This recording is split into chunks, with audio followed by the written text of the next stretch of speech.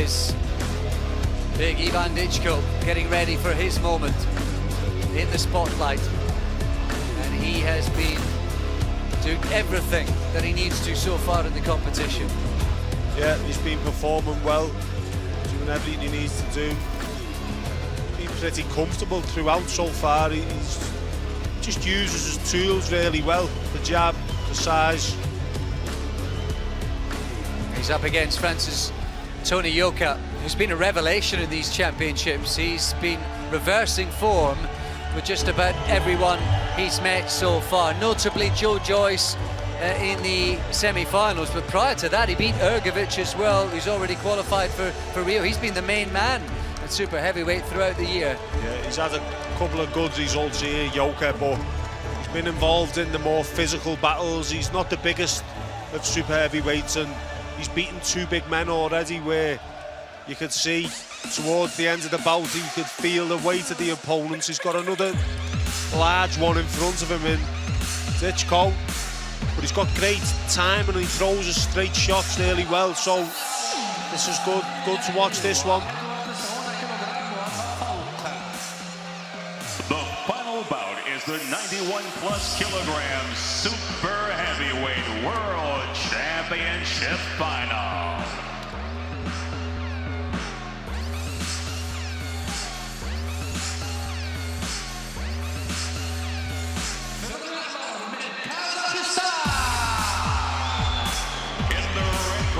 Representing Kazakhstan, Ivan Dычko with his fourth attempt at a world championship. He knocked out in round 2 in 2009. He earned a bronze 4 years ago. Silver it was when he got to the final in 2013.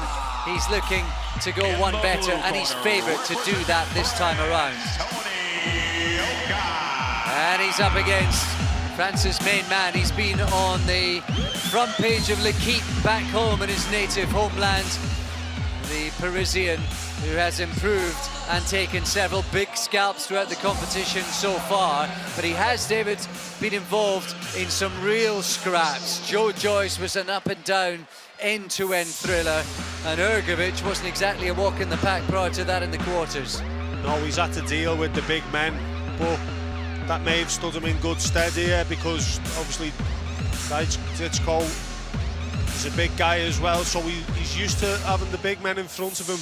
Like I said before, he's not the biggest super heavyweight, Yoka, but he uses what he's got to good effect, good speed, good time. He's a good counter puncher. Dычko got really good footwork, foot movement for a tall and heavy man. He's constantly on his toes. Yeah, he uses his attributes particularly well, the Kazakh boxer. Excellent jab. He does move quite well for a big man. He wouldn't be as athletic as Yoka,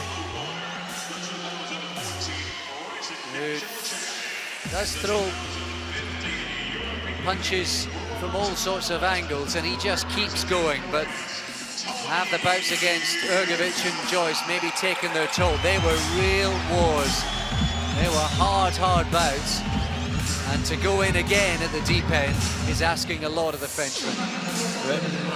Only the winner will get the ticket to Rio as well, isn't it? It's super heavyweight. Exactly right. Only gold will do to get to the Sunshine Olympics next year. Yoka's tall, he's just not as heavy as Dычko. But he could use the jab well in this one. Yeah, I thought he boxed the perfect fight against Ergovic, who just used his speed and his athleticism. Joe Joyce dragged him into a war and he had to show something else. Yeah, I think more of a boxing match than Dычko, who, as I said, he's constantly on his toes. He's circling to the left here, trying to get away from that straight left of Toni Yoka, which he throws well off the right hand, like a reverse 1-2. Counter-punching might be key to Yoka tonight if he's to enjoy success. He's obviously got the faster hands, and Dычko, while he isn't a very explosive puncher, you know, there's got to be weight and they're going to be thudding punches, and they'll take the toll eventually. So Yoka's got to be switched on. Yes, catch-22 for the Frenchman, isn't it? He's not up against a sort of big physical boxer like he was against Ergovic and against Joyce in the previous round. This is more of a boxing match, yeah. But still there are going to be perhaps more punches landed. Yeah, because Dычko's pretty accurate as well, and he's consistent with his punches. He seems to land pretty consistently. That sort of exchange, key for Yoka, getting off 2-3 punches quickly. Good counter right hand from Dычko there. Yeah, Yoka, that's when he has his success, and he's countering with the 2s and 3s. That straight left hand scores well for him usually. Already Yoka not under the sort of pressure that he has been in the 2 previous bouts. Good shots there, and again that straight left there. I think Yoka's just grown up in these championships, whether he's been coming to himself physically, whether it's been about experience, but everything has started to slot together for him. He's found his style, and he's found his own niche. Yeah, I couldn't have put it better myself, Alex. I think you're exactly right. Really come of age at this tournament.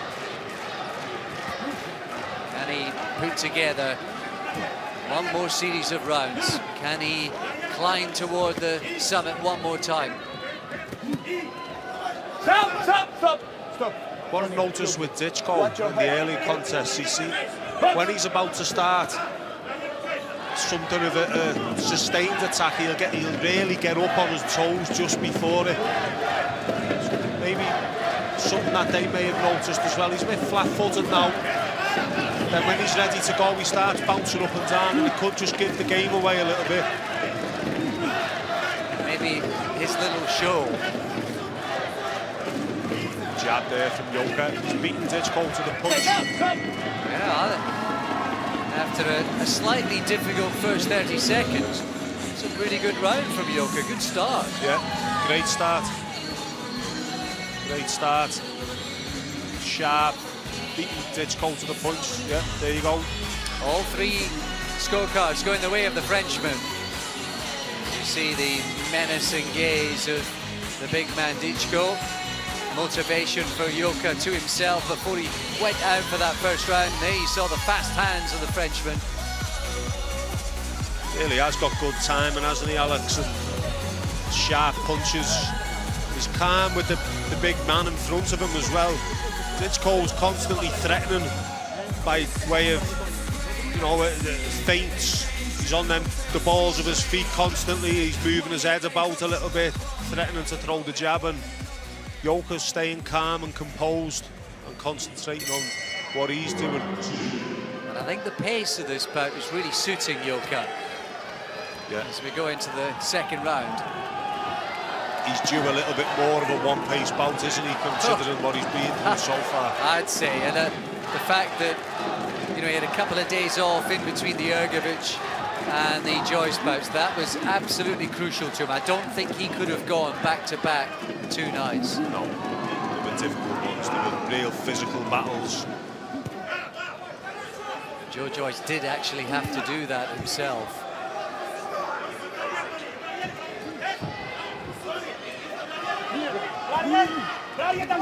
Nice strong jab that time from Dычko. Right hand counter there from Yoka. I think Yoka has got past the more difficult opponents than Dычko. The final, anything can happen. Kazakhstan boxers pretty one pace compared to the likes of Ergovic. Not as come forward and high volume of punches as Joyce. But he's got his own strengths, obviously, but Yoka seems to be dealing with them so far. That was a good shot, though, from Dычko, like a screw shot come through the guard. What an uppercut that was. I think it was a big glob of saliva came out of the mouth of Toni Yokka. Yeah, good shot.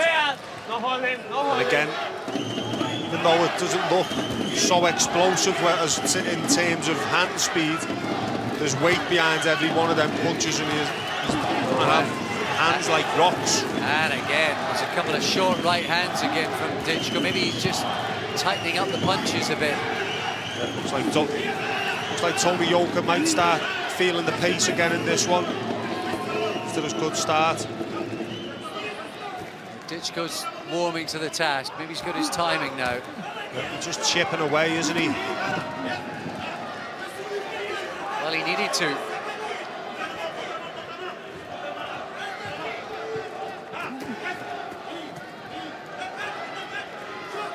Suddenly there's a bit of pressure, psychological pressure on Toni Yoka. Yeah. Another big right hand, that from Dычko.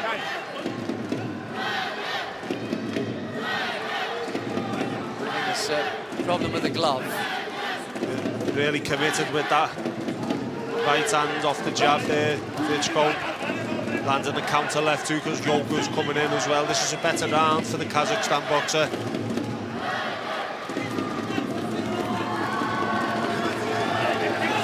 We've seen that in the competition from him previously, Dычko. He does tend to try and box in circles. He's trying to move away. Circles around, away from the punches, doesn't he? And he does it well. He's good on his feet for a big man. Much better round that for Dычko. Yeah. I'll go with Dычko myself as well there, Alex.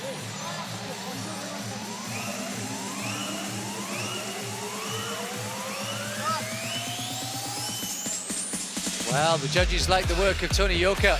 Maybe his name is on that gold medal. He's in a clear lead, and unless there's a big punch, a bit of drama from Ivan Dычko, might only be silver for the favourite.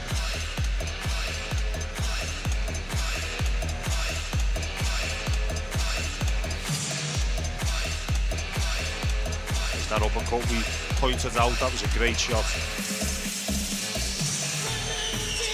Well, one thing we do know, oh, there you see it. Lovely short punch through the guard. He tried to ride it a little, Toni Yoka. We know he can dig deep. We've seen that already. Oh yeah, he can dig deep. He's going to have to in this final round. Well, he's so often come up short against the big boys, Toni Yoka.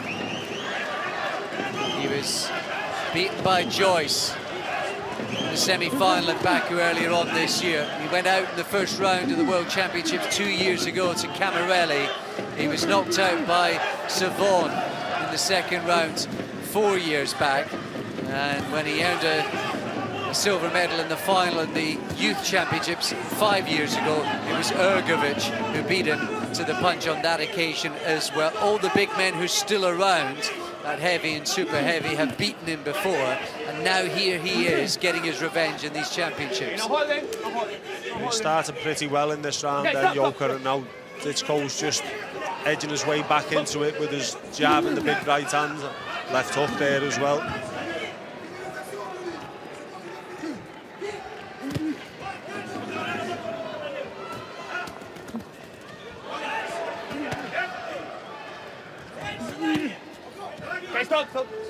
Yoka really is trying to push it up. He glances up at the big screen, sees how long is left on the clock, and it's just over 1.5 minutes.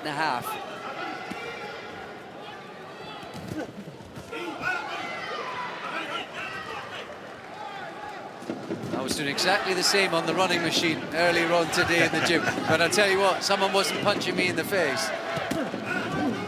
Or even threatening to. Good right hand there from Yoka, and again, Dычko just walked onto.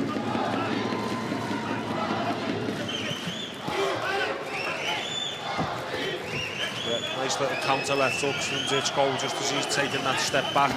Yeah, he did it one after the other.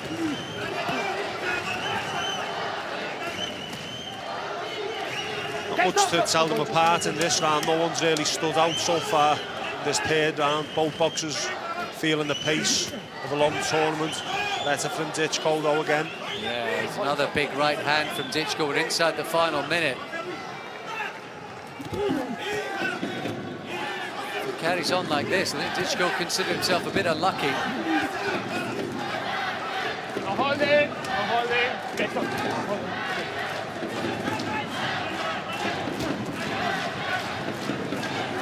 there's a cut on the left eye. Dычko, only 20 seconds to go. It's a clash of heads just a couple of moments ago there, Alex. Good body shot. Lovely body shot, that from Dычko. He's landed the better punches, I think, in this round. Yeah, do you know what? I think I'd give this round to Dычko, just a scrappy round. But yeah, I'd give it to him, which means I'd have given him it 2-1. But it's not always, well, it's never what I think, it's what the judges think, isn't it? Yes. And it looks like Dычko is going to come out on the wrong end of this one. It was a bit scrappy, no surprise. Here we are right at the very end of these championships. Dычko's always looked a likely gold medal winner.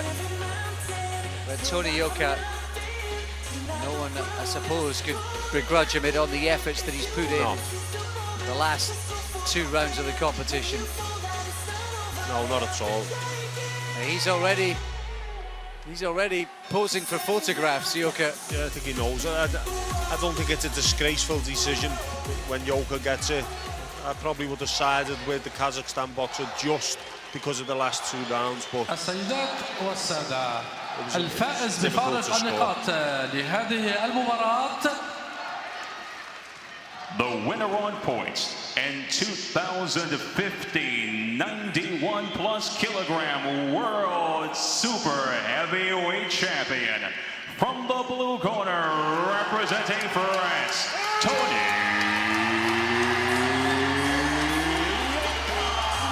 And look what it means to him.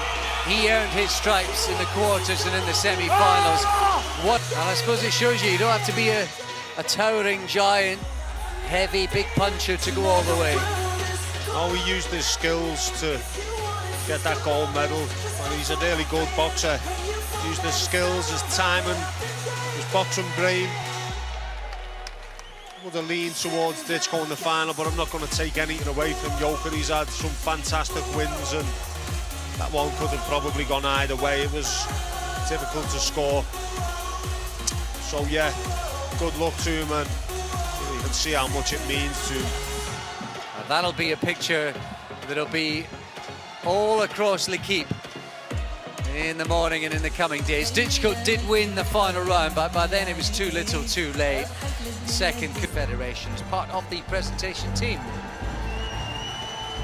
Yoka's still smiling, no surprise there.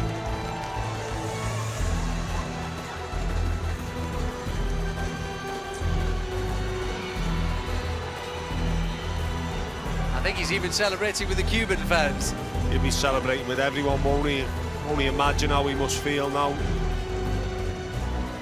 And this is great for the boxers to be able to soak up the atmosphere. You know, throughout it's been business. They've been in and out of the change rooms, in and out of the arena, back to the hotel, doing their training. This is a moment finally to capture some of what we've been able to.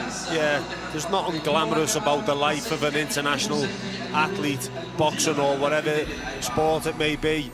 The only thing you see is the inside of the hotel room, the bus journey and the venue and the training venue. And finally, the tournament's over for these boxers. They can, you know, they can sigh a bit of relief and enjoy looking back at what's been a great tournament. And savour their success, which is what we're about to do now.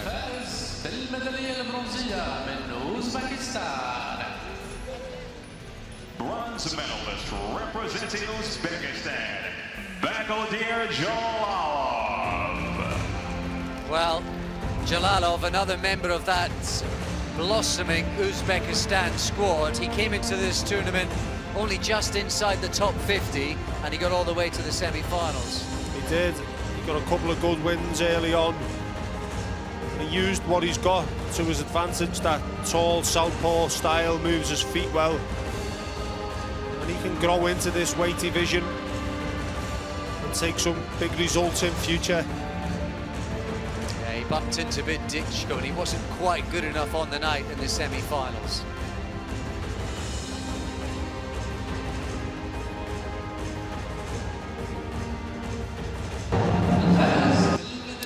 Kazakhstan got 6 of their 9 boxers to the semi-finals, a quite outstanding achievement. Representing Great Britain,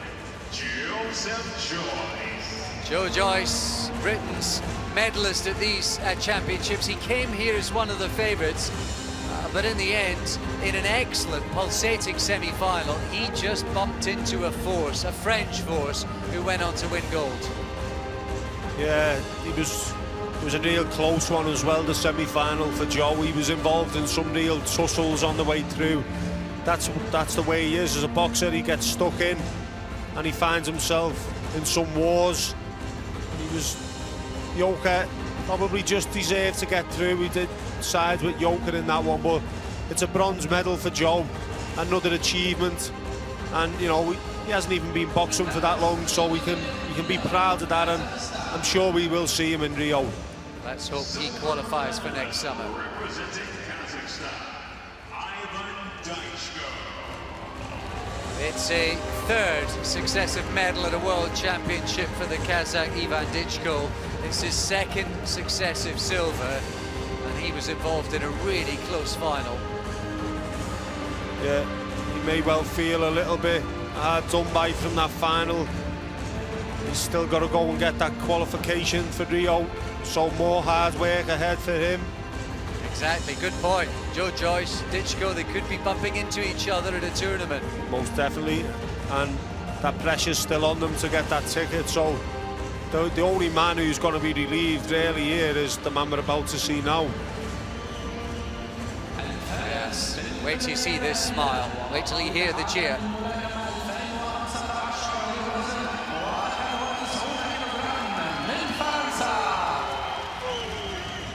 Gold medalist and 2015 World Boxing Champion of the 91+ kilogram super heavyweight category, representing France, Toni Yoka.